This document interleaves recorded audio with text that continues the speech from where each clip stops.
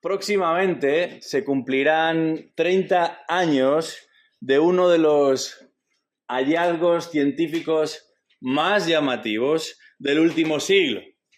En el año 1985, un investigador británico llamado Alex Jeffreys descubrió una técnica que permitía identificar a cada persona a partir de su ADN.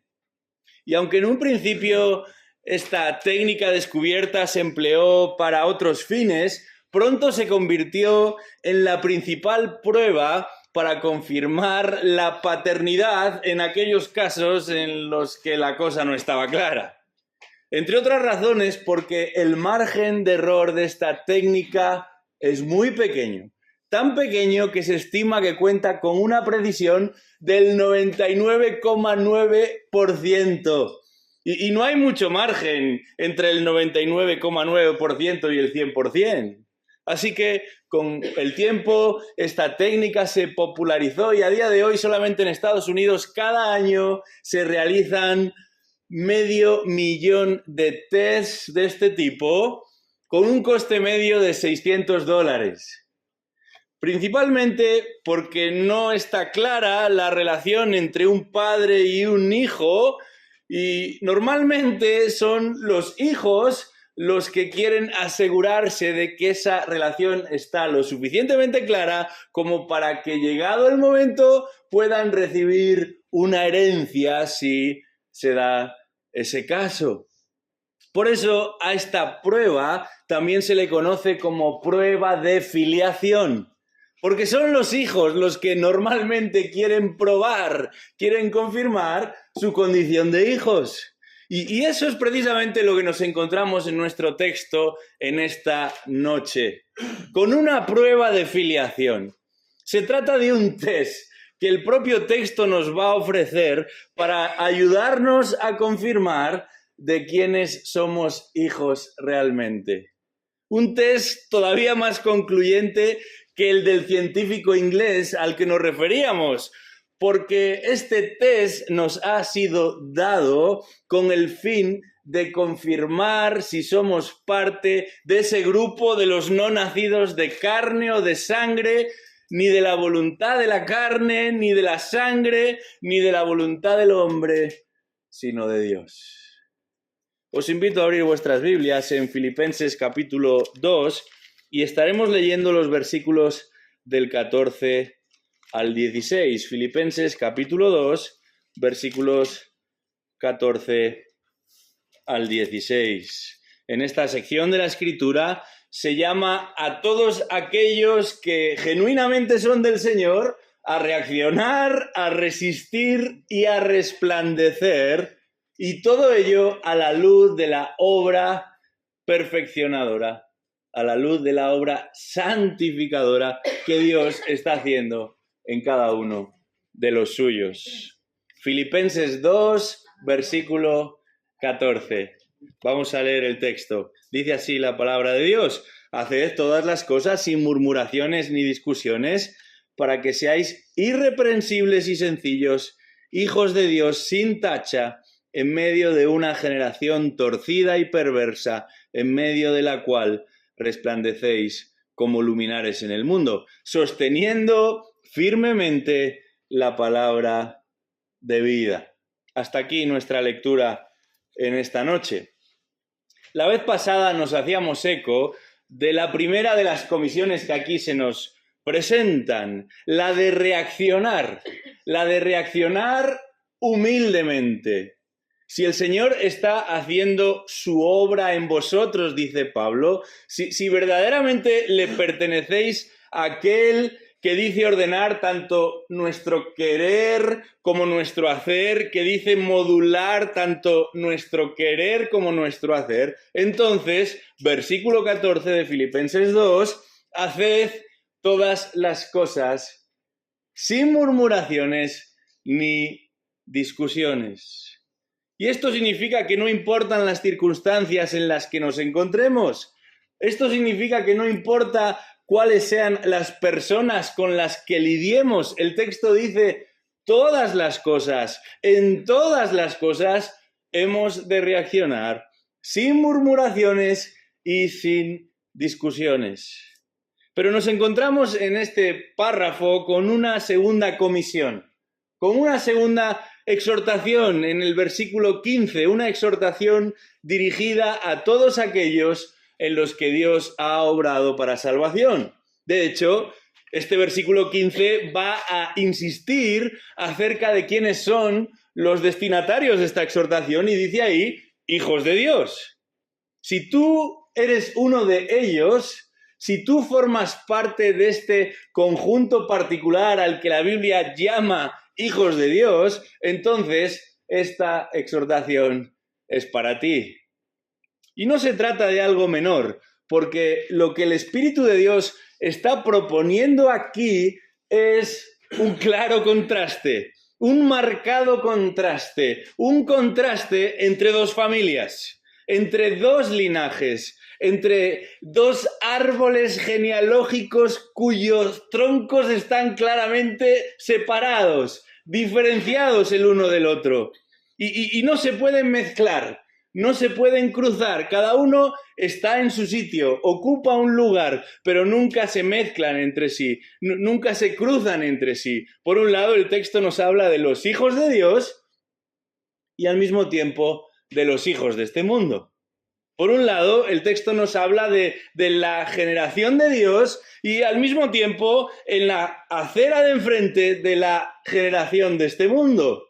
Por un lado, el texto nos habla de los que descienden de Dios y en oposición se nos habla de los que descienden o proceden de este mundo. Observemos en primer lugar lo que el texto nos señala con respecto a lo que podríamos llamar una generación oscura. Dice el versículo 15, Filipenses 2:15, para que seáis irreprensibles y sencillos, hijos de Dios sin tacha, y aquí está esta generación oscura en medio de una generación torcida y perversa. Comencemos hablando de esta familia, la más numerosa, porque este linaje al que se refiere Pablo aquí, esta generación a la que se refiere Pablo aquí, es la más numerosa. Y es la más numerosa porque con una única excepción, la de ese Jesucristo del que nos ha venido hablando el apóstol en este capítulo 2 de Filipenses, con una sola excepción, esta generación está compuesta por todos los seres humanos nacidos en este mundo. Todos los seres humanos nacidos en este mundo descienden de ella. Todos los seres humanos nacidos en este mundo pertenecen a ella. Pero es una generación oscura, es una generación ennegrecida, porque está absolutamente condicionada por el pecado. Por eso Pablo la va a presentar, la va a definir, la va a introducir como una generación torcida y perversa. El apóstol en realidad está utilizando un lenguaje muy particularmente afín a lo que nos encontramos en el Antiguo Testamento y concretamente a lo que leemos en Deuteronomio capítulo 32. En aquella ocasión iba a ser Moisés el que empleara estos dos términos. Y en el capítulo 32 de Deuteronomio, versículo 4, Moisés dice, su obra, refiriéndose a la obra de Dios, es perfecta, porque todos sus caminos son justos. Y añade a continuación, Dios de fidelidad, sin injusticia, justo y recto es Él. Pero como contraste a este Dios que es justo y recto, Moisés dice a continuación, corrompidamente se han portado con Él, no son sus hijos, debido a la falta de ellos, sino, y aquí está la expresión similar a la que Pablo emplea, una generación perversa y torcida.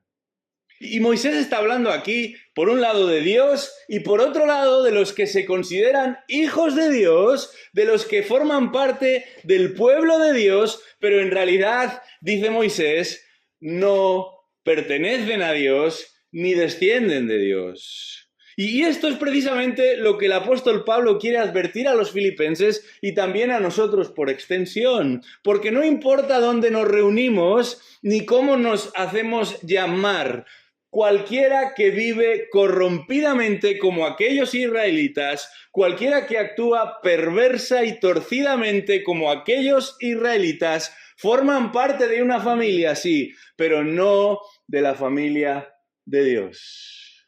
Forman parte de un linaje, pertenecen a un linaje, sí, pero no al linaje de Dios. Y no importa quién haya sido nuestro padre, nuestro abuelo, nuestro tío o cómo llamemos a nuestros hijos. Cuando apenas era un niño, los médicos me diagnosticaron un problema de espalda que en distintos grados es muy común en realidad, es una anomalía bastante habitual y tiene que ver con una particular deformación de la columna, con un desvío más o menos pronunciado de la columna. Y el nombre que utilizan los especialistas para referirse a esta alteración es el de escoliosis. Quizás alguno de los que está aquí sentado bien posicionado en su silla sabe a lo que me refiero. Escoliosis. Y esta palabra escoliosis procede de la misma palabra que Pablo está utilizando en Filipenses 2, versículo 15.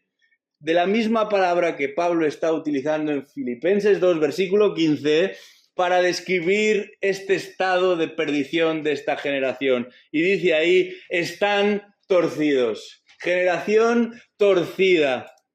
Y la idea es algo que se ha deformado. Algo que se ha deformado tanto, dice Pablo, que en términos espirituales ha venido a ser perverso.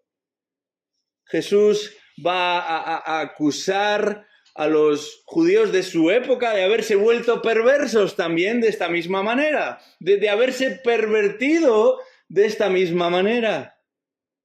Pero lo preocupante de esta expresión es que este estado de perversión no es un accidente, no es fruto de la ignorancia, no viene dado por la confusión. El término apunta a una decisión de la voluntad. Es intencional. Ese desvío que convierte algo que estaba en su sitio en algo deformado es lo que uno desea, es lo que uno busca. Y a medida que uno lo desea y lo busca, la degradación es mayor, la inclinación es mayor, la corrupción es mayor. Y a menos que Dios intervenga, dice la Escritura, esta es la realidad de toda persona sin Cristo. En todo lugar, en toda época, en cada uno de nosotros. Pero gracias a Dios, la Escritura nos revela a ese Cristo bendito que nos ha salvado, a ese Cristo bendito que nos ha lavado, a ese Cristo bendito que nos ha librado de la potestad de las tinieblas y nos ha trasladado al reino de su amado Hijo. Y ese Dios, por medio de su Hijo Jesucristo, nos adoptó y nos incorporó a otra familia, a otro linaje, a otra generación. Y esta generación, a diferencia de esta generación oscura, es una generación brillante. Esa es la segunda generación, el segundo linaje del que nos habla este pasaje. Se trata de una generación brillante. Vamos a leer de nuevo el versículo 15. Dice ahí, para que seáis irreprensibles y sencillos, hijos de Dios sin tacha, en medio de una generación torcida y perversa, en medio de la cual resplandecéis como luminares en el mundo. Si esta generación, si este linaje al que nos hemos referido ya se caracteriza por voluntariamente fomentar la oscuridad, la generación, el linaje del que ahora nos habla el texto, se caracteriza por voluntariamente evitar la oscuridad, por resistir la influencia de la generación torcida, por resistir la activa influencia de esta generación perversa. Pero esta resistencia de la que nos habla el texto no va a tener lugar pasivamente, esperando, simplemente escondiéndose o refugiándose para que no me afecte lo que otros hacen. Más bien se trata de mantener tres principios de vida que tienen algo en común. Y las tres o los tres comienzan por el prefijo in en castellano. Se trata de resistir intachablemente, de resistir inocentemente y de resistir inmaculadamente. Y es verdad, hace ya bastantes años, algunos más que otros, que salimos de la escuela, del colegio, pero este prefijo in, que forma parte de cada una de estas palabras, es una forma heredada del latín que en castellano se emplea para señalar la ausencia de algo, la carencia de algo. Y esto es lo que estos tres elementos tienen en común. Intachable, inocente, inmaculado, los tres carecen de algo.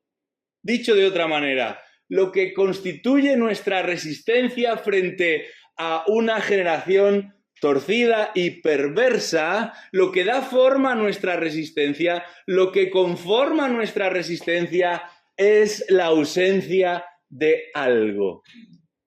Y uno se pregunta, bueno, ¿y qué es eso que no está presente y nos permite resistir toda esa influencia? Bueno, si queremos resistir a la influencia de esta generación torcida, si queremos sobrevivir a la influencia de esta generación perversa, si queremos confirmar que nuestra generación es otra, que nuestro linaje es otro, hay algo, dice el texto, que no ha de formar parte de nuestra manera de vivir.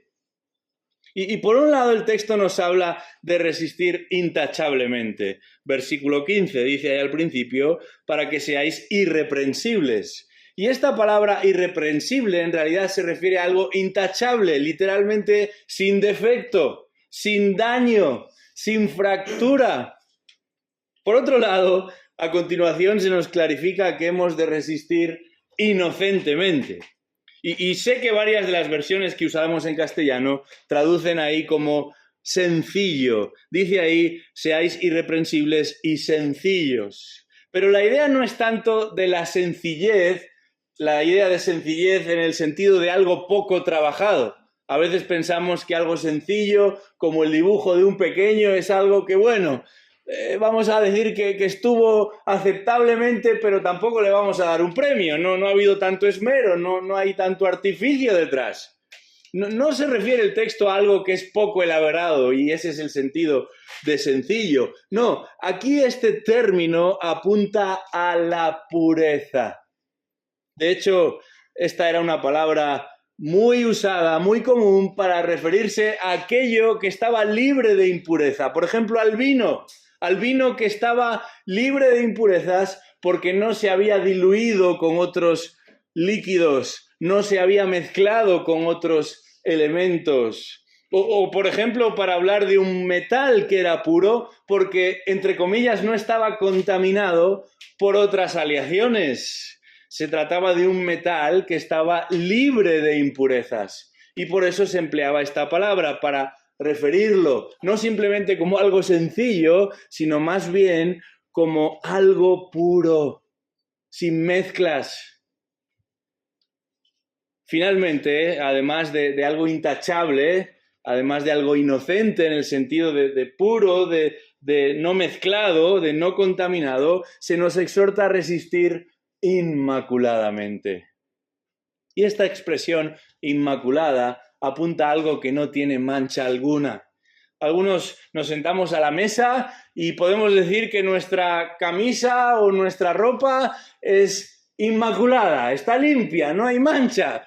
Pero después de un rato algo cae en el plato y nos salpica y aunque el resto de la vestimenta pueda estar limpia, ahí ya hay una marquita, a veces 2 o 3, y a algunos se nos dice que hemos de ponernos una servilleta o algo para evitar ese tipo de incidencia. Bueno, aquí no hablamos simplemente de una manchita, hablamos de algo que nos descalifica, algo que va a ponernos a un lado o al otro, como lo que sucedía en el Antiguo Testamento con aquellos animales que se iban a emplear en el caso de que realmente no tuvieran manchas ni impurezas para ser ofrecidos como sacrificios al Dios de los cielos. Esa era la palabra que empleaban ahí para referirse a un animal apto para ser sacrificado, porque a diferencia de todos los demás que eran excluidos, estos no tenían manchas, ni marcas, ni borrones. De manera que el énfasis del autor al hablar de inocencia, de intachable, de inmaculado, es claro, como resultado de la obra redentora que Dios ha llevado en Cristo.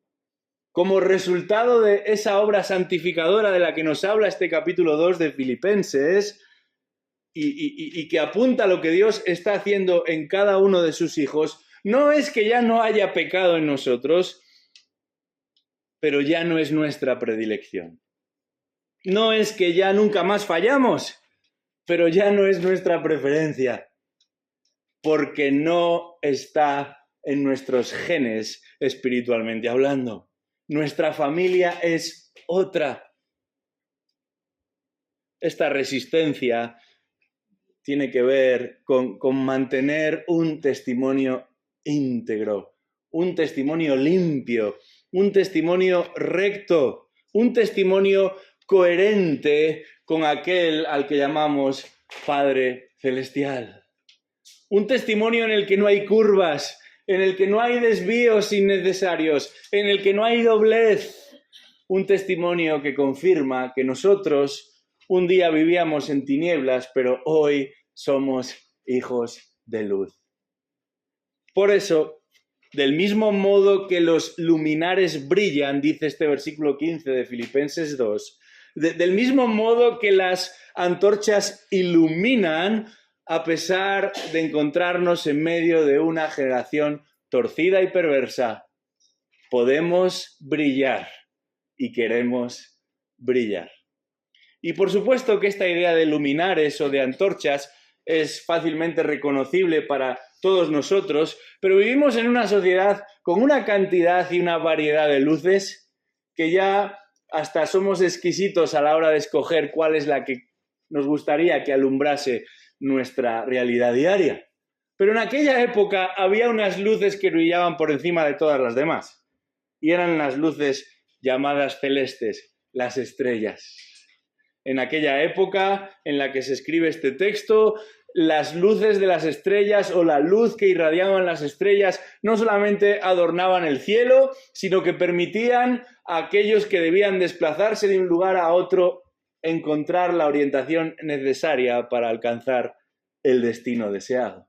Y de alguna manera lo que está diciendo aquí el autor, del mismo modo que el Señor Jesucristo enseña en el Sermón del Monte, en el capítulo 5 de Mateo, es que cuando Él hace su obra de salvación, cuando Él lleva a cabo su obra de santificación, el creyente de cierta medida o en cierta medida se convierte en una luz que no solamente va a proyectar lo que Dios hace en él, sino que va a iluminar el camino de otros. Y es en ese sentido en el que somos llamados a ser también nosotros sal y luz, iluminando donde hay oscuridad, porque a pesar de encontrarnos rodeados de una generación torcida y perversa, podemos brillar y queremos brillar.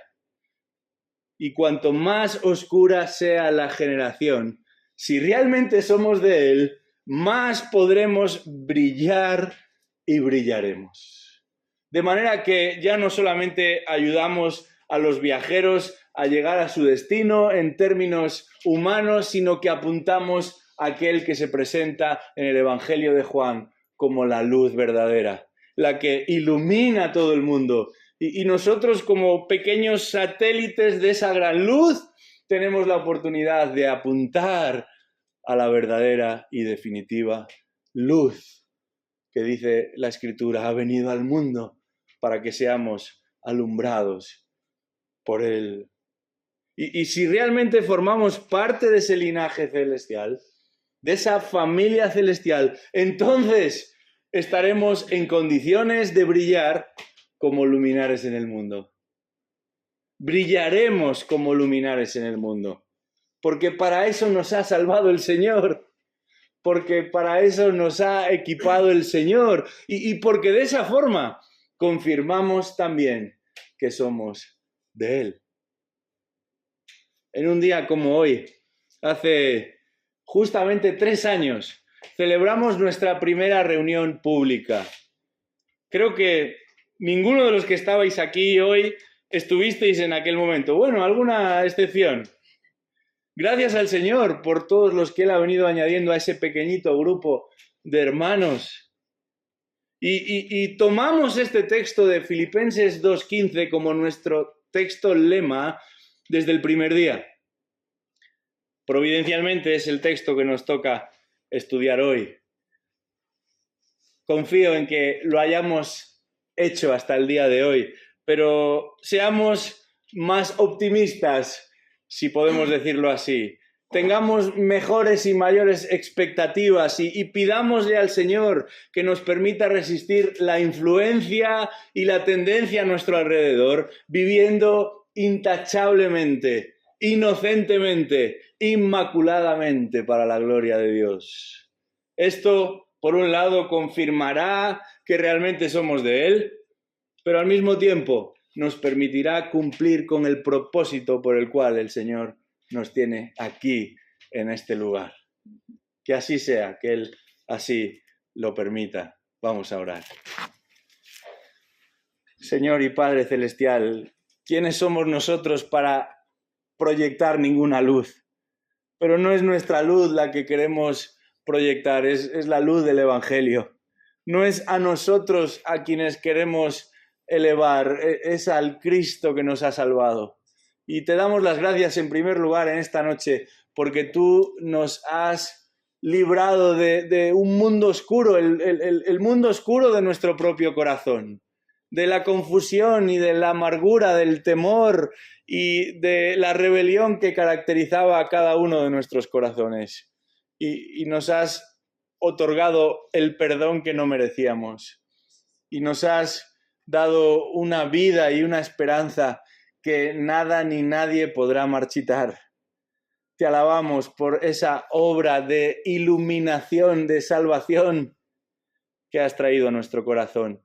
Pero al mismo tiempo te pedimos que del mismo modo que nos has salvado, prosigas santificándonos, para que no haya tacha, no haya mancha, no haya acusación posible que de alguna manera haga de menos lo que Cristo logró en aquella cruz. No queremos vivir vidas ambiguas, ambivalentes, confusas, que en un momento determinado generen dudas acerca del poder y de la maravilla del Evangelio.